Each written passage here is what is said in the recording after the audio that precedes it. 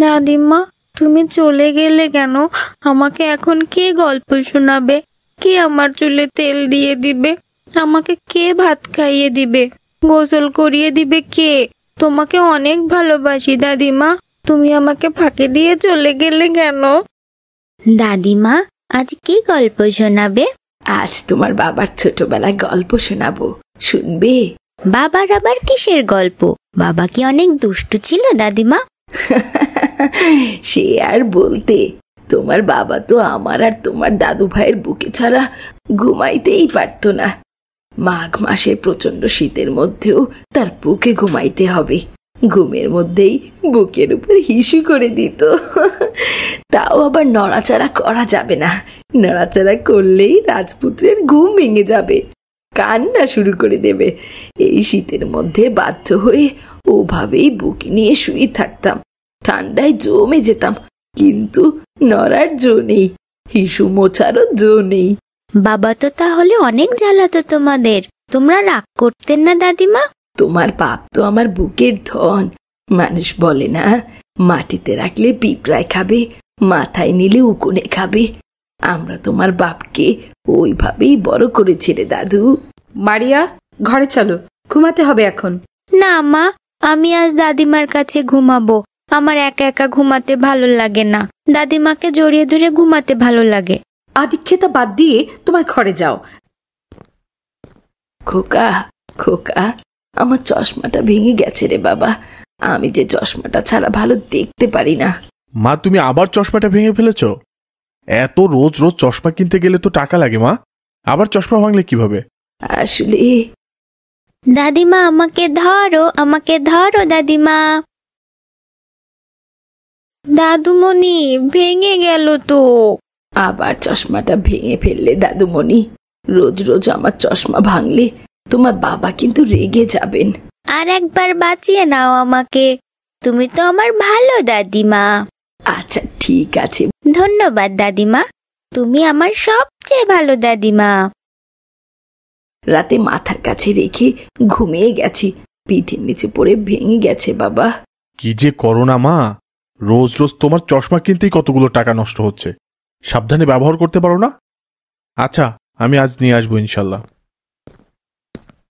মা, আমি মরিয়মকে নিয়ে স্কুলে যাচ্ছি। আজ দুপুরে কি খাবো বৌমা? দুপুরের জন্য কিছু রান্না হয়নি মা, মরিয়মের স্কুলে আজ প্রোগ্রাম। আমি আর মরিয়ম ওখানেই দুপুরে খাবো, আর আপনার ছেলে তো দুপুরে অফিসেই খায়। তাহলে আমি কি খাবো বৌমা? ফ্রিজে মাছ মাংস সবই আছে, একটা কিছু বের করে রান্না করে নিয়েন। তুমি তো জানো বৌমা, আমি আর রান্না করতে পারি না, হাত কাঁপে, কোনো কিছু ধরে রাখতে পারি না। আপনার জন্য কি আমি প্রোগ্রাম মিস করবো? বাসায় এসে রান্না করে খাওয়াবো। বৌমা, আমার দুপুরে ঔষধ আছে, খাবার না খেলে ঔষধটা যে খেতে পারবো না। মা, তুমি দাদিমার জন্য কিছু রান্না করে দিয়ে আসলে না কেন? দাদিমা তো না খেয়ে কষ্ট পাবে। সেটা তোমার ভাবতে হবে না, ওই বুড়িকে আমার একদম সহ্য হয় না, উটকো ঝামেলা একটা। দাদিমা তাহলে দুপুরে কি খাবে মা? ছাই খাবে। বেশি পটপট না করে স্কুলে চলো তাড়াতাড়ি। মা, তুমি নাকি পা পুড়িয়ে ফেলেছ? সাবধানে কাজ করতে পারো না? এবার পাটা পোড়ালে তো। তুমি রান্নাঘরে গেলে কেন? দুপুরে তো খাওয়ার কিছু ছিল না, ভেবেছিলাম একটা ডিম সিদ্ধ খেয়ে ঔষধটা খেয়ে নেই। হাত কেঁপে ডিমের গরম পানিটা ঢেলে পড়ে গেছে রে বাবা। এত খাই খাই না করলে হয় না মা? একবেলা না খেলে কি এমন হয় শুনি? খোকা, তুই আমাকে এটা বলতে পারলি? তোর জন্মের পর থেকে তোকে কোনো একবেলা না খাইয়ে রাখিনি। আমরা না খেয়ে থেকেছি, তবুও তোকে কখনো খাবারের কষ্ট দেইনি। সেই তুই তোর মাকে এইভাবে না খেয়ে থাকতে বললি খোকা। এত ঝামেলা আর ভালো লাগে না। তোমাকে নিয়ে আমি আর পারছি না মা। এই অবস্থায় তোমাকে এখন কে দেখবে? পারো তো শুধু ঝামেলা বাঁধাতে। দাদিমা, তোমার তো অনেক জ্বর হয়েছে, জ্বরে গা পুড়ে যাচ্ছে। তুমি শুয়ে পড়ো, আমি মাথায় হাত বুলিয়ে দেই। দাদুমণি, তুমি পড়তে বসো, না হলে তোমার মা রাগ করবেন আবার। না দাদিমা, তুমি অসুস্থ, তোমাকে রেখে আমি কোথাও যাব না এখন। তুমি আবার শোনা দাদুমণি মরিয়ম। এই বুড়িকে এখন কি করবে? এত ঝামেলা আমি নিতে পারবো না। আমিও বুঝতে পারছি না কি করব। কি একটা ঝামেলা বলো তো।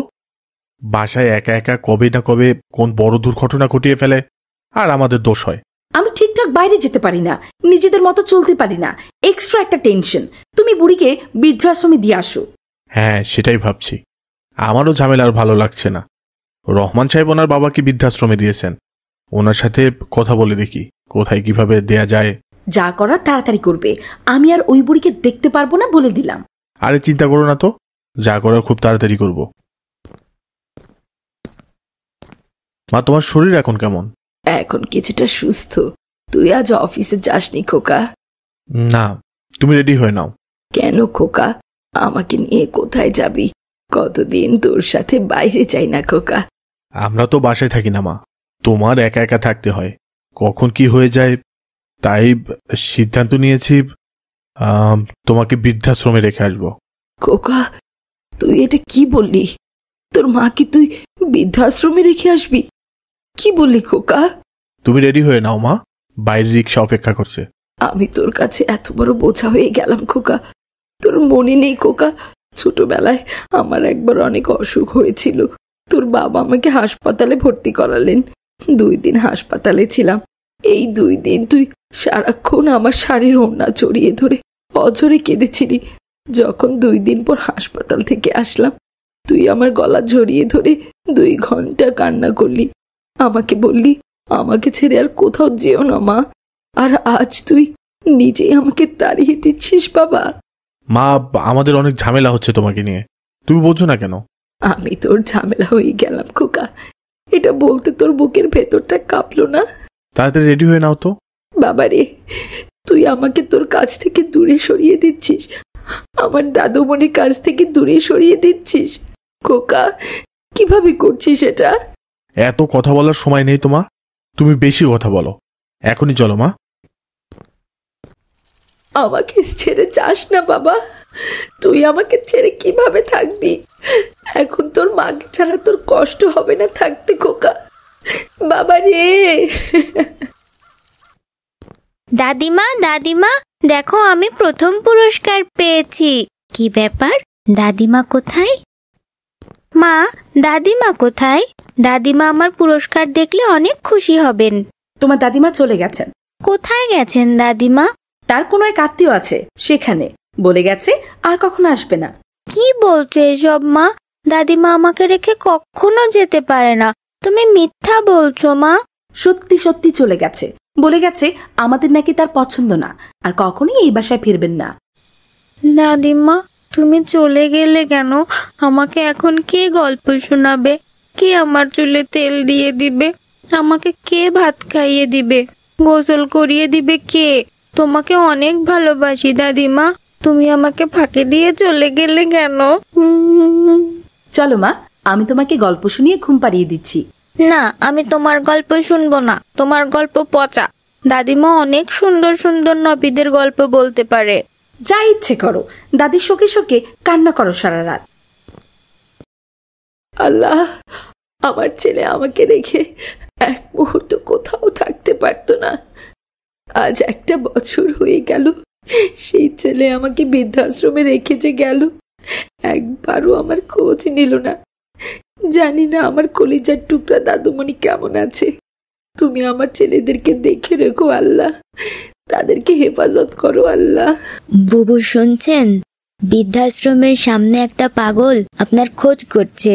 সারা গা কেমন ঘা হয়ে পচে গেছে, শরীরে পচা দুর্গন্ধ, গন্ধে কেউ কাছে যেতে পারছে না। হে আল্লাহ, এ তো আমার খোকা, তোর এ কি অবস্থা রে বাবা? তুমি এসেছো মা, আমি তোমার কাছে মাপ চাইতে এসেছি। তুমি ওখানেই থাকো, আমার কাছে এসো না, আমার গায়ে অনেক দুর্গন্ধ মা। আমি তোর মা, আমি তোর কাছে যাব না বাবা। এই দুনিয়া সবাই তোকে ঘৃণা করলেও তোর মায়ের কাছে তুই তার কলিজা রে বাবা। মা গো, এগুলো সব আমার পাপের ফল, তুমি আমাকে মাপ করে দাও মা। তোমার কাছে মাপ চাইতেই হয়তো আল্লাহ এখনো আমাকে বাঁচিয়ে রেখেছেন। তুমি মাপ না করলে যে আমি পরকালেও মাপ পাবো না মা। তোর এই অবস্থা কিভাবে হলে রে বাবা? তোমাকে বাসা থেকে তাড়িয়ে দেওয়ার পরের দিন হঠাৎ অনেক জ্বর, ধীরে ধীরে পুরো শরীর লাল লাল হয়ে পচে যেতে শুরু করলো। তারপর পচা জায়গায় পোকা ধরলো। ডক্টর বলেছেন এই রোগের কোনো চিকিৎসা নেই, ধীরে ধীরে পুরো শরীর পচে আমি মারা যাব। জানি না আর কতক্ষণ হায়াত লিখে রেখেছেন আল্লাহ।